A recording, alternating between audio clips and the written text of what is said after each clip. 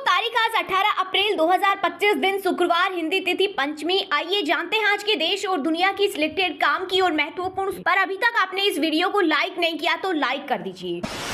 Supreme court में वक्फ act की सुनवाई पर सांसद असदुद्दीन ओवैसी ने कहा, सुप्रीम कोर्ट ने अंतरिम राहत दी है। हमारी पार्टी का यह रुख रहा है कि यह पूरा काला कानून है, यह असंवैधानिक है। हम आज के अंतरिम आदेश को सावधानी से देख रहे हैं क्योंकि इस कानून में 45 से 48 संशोधन हैं। इस कानून में कई प्रावधान हैं जो वक्फ बोर्ड को खत्म कर रहे हैं। इसके खिलाफ हमारी कानूनी लड़ाई और विरोध जारी रहेगा।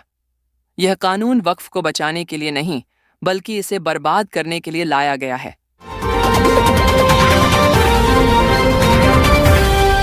कमजोर डॉलर और टैरिफ चिंताओं के कारण सोने की कीमतें 95,000 रुपये से ऊपर पहुंच गई हैं। पश्चिम बंगाल के मालदा में खाली पड़े मकान में विस्फोट, 5 बच्चे गंभीर रूप से घायल।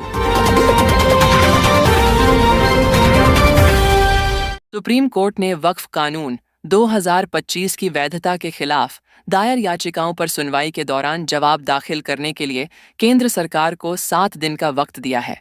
अदालत ने मामले में अगली सुनवाई के लिए 5 मई की तारीख तय की है। बेंच ने कहा कि इस मामले में केवल 5 याचिकाओं पर सुनवाई की जाएगी, जबकि अदालत में 10 याचिकाएं लिस्ट हैं। उत्तर प्रदेश के बरेली जिले में आंगनवाड़ी कार्यकर्ता भर्ती से जुड़े रिश्वतखोरी के मामले में संलिप्त पाए जाने के बाद बाल विकास परियोजना अधिकारी (CDPO) कृष्णचंद्र को निलंबित कर दिया गया। एक अधिकारी ने बृहस्पतिवार को यह जानकारी दी। जिलाधिकारी रविंद्र कुमार को जन सुनवाई के दौरान एक शिकायत मिली थी जिसमें भर्ती प्रक्रिया में अनियमितताओं और रुपयों के लेन देन का आरोप लगाया गया था। उन्होंने बताया कि मुख्य विकास अधिकारी (CDO) जगह प्रवेश के नेतृत्व में की गई जांच में पुष्टि हुई कि चंद्र ने एक आवेदक से 1,65,000 रुपये की मांग की थी, जिसमें से 70,000 रुपये अग्रिम भुगतान के रूप में दिए गए थे।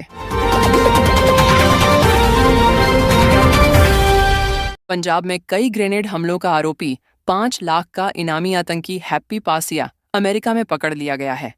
भारतीय सुरक्षा एजेंसियों ने बताया कि हैप्पी पासिया को यूएस में IC की कस्टडी में लिया गया है। वह पाकिस्तान खुफिया एजेंसी ISI ORR आतंकी रिंडा और बब्बर खालसा इंटरनेशनल के साथ मिलकर पंजाब में कई आतंकी वारदातों को अंजाम दिलवाने में शामिल था। हाल के दिनों में पंजाब में जितने ग्रेनेड अटैक हुए उन सभी में हैप्पी पासिया का हाथ बताया जा रहा है।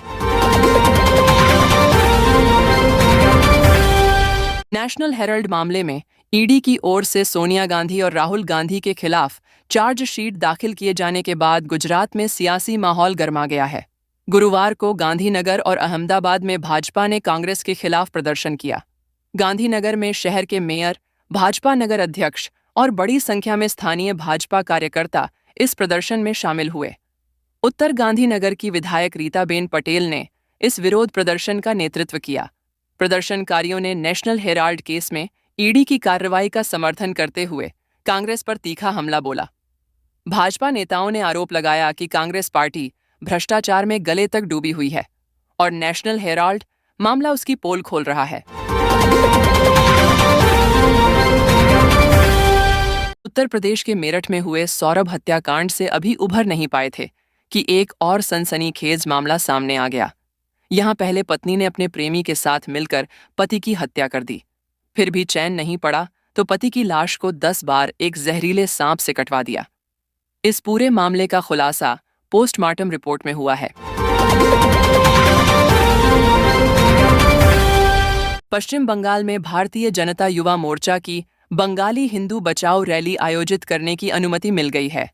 पश्चिम बंगाल बीजेपी ने कहा कि कलकत्ता हाईकोर्ट ने भारतीय जनता युवा मोर्चा को शनिवार 19 अप्रैल को नेताजी सुभाष चंद्र बोस के पैतृक घर से बंगाली हिंदू बचाओ रैली आयोजित करने और कोलकाता के भवानीपुर में डॉक्टर श्यामा प्रसाद मुखर्जी के घर के सामने रैली के साथ समापन करने की अनुमति दे दी है।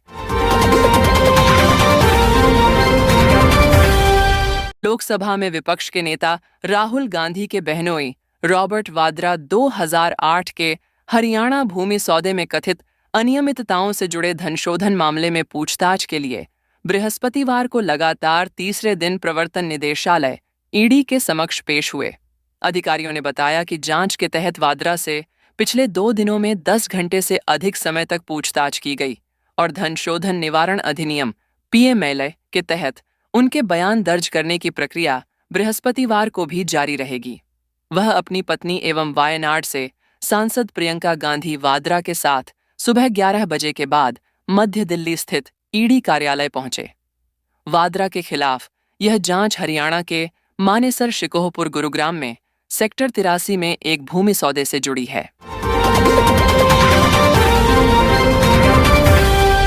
दिल्ली की मौजूदा electric vehicle policy EV policy को 3 महीने के लिए आगे बढ़ा दिया गया है, जिससे नई ईवी पॉलिसी 2.0 को लागू करने के लिए और समय मिल गया है। दिल्ली की मुख्यमंत्री रेखा गुप्ता की अध्यक्षता में हुई कैबिनेट बैठक में यह फैसला लिया गया। दिल्ली के परिवहन मंत्री पंकज सिंह ने स्पष्ट किया कि मौजूदा इलेक्ट्रिक वाहन नीति अगली पॉलिसी के लागू होने तक प्रभावी रहेगा।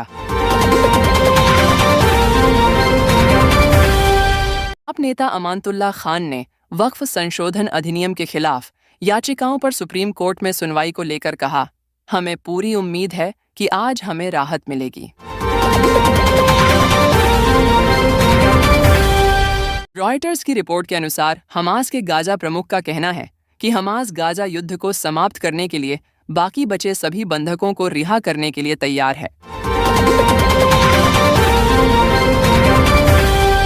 मल्लिकार्जुन खड़गे ने कहा कि कर्नाटक कैबिनेट जल्द ही जाति जनगणना रिपोर्ट पर चर्चा करके फैसला करेगी।